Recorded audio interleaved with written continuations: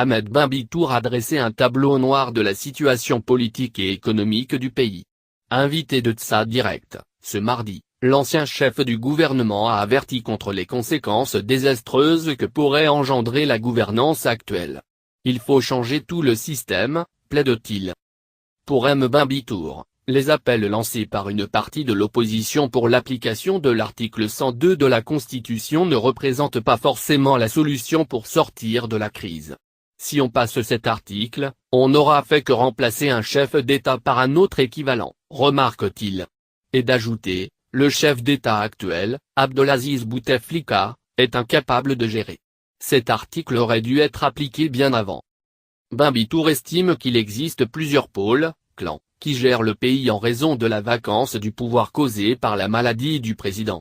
5 éléments caractérisent un État déliquescent: l'instauration de l'ignorance, le culte de la personnalité, l'encouragement de la corruption, la restriction des décisions et l'émiettement des pôles, développe-t-il.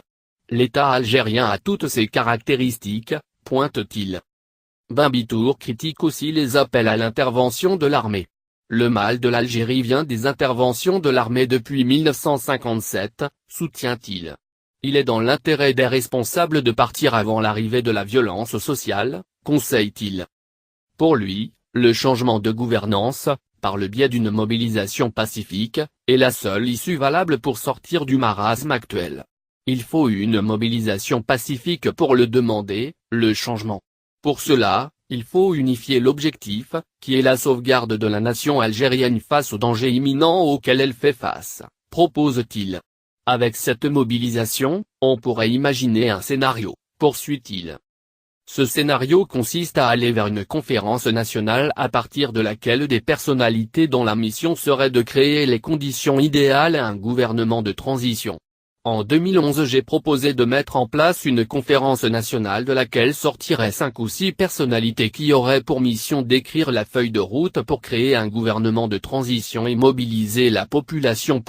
Ensuite pendant 12 mois, un gouvernement de transition serait désigné pour travailler à mettre en place les solutions.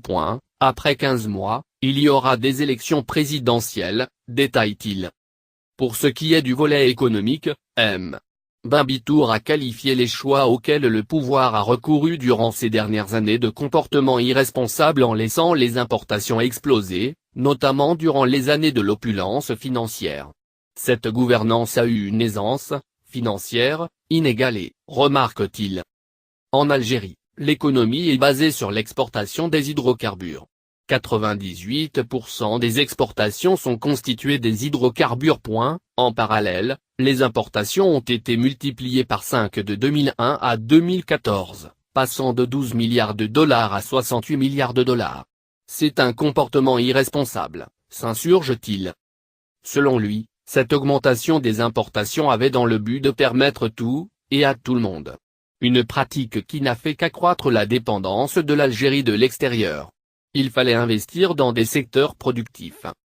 Faute d'un investissement productif, et avec l'amenuisement des réserves de change à cause de la crise, la situation économique du pays pourrait s'assombrir davantage durant les années prochaines. En 2019, toutes les réserves de change seront ponctionnées, anticipe-t-il. 2 choix s'imposeront devant le gouvernement: limiter les importations, et c'est impossible, ou aller vers l'endettement extérieur qui ne serait pas possible non plus, résume-t-il. L'ancien chef du gouvernement met en garde aussi contre les conséquences de l'amendement de la loi sur la monnaie et le crédit. Il y a un risque d'une inflation importante comme en Serbie et en Turquie, prévient-il. La situation est assez complexe.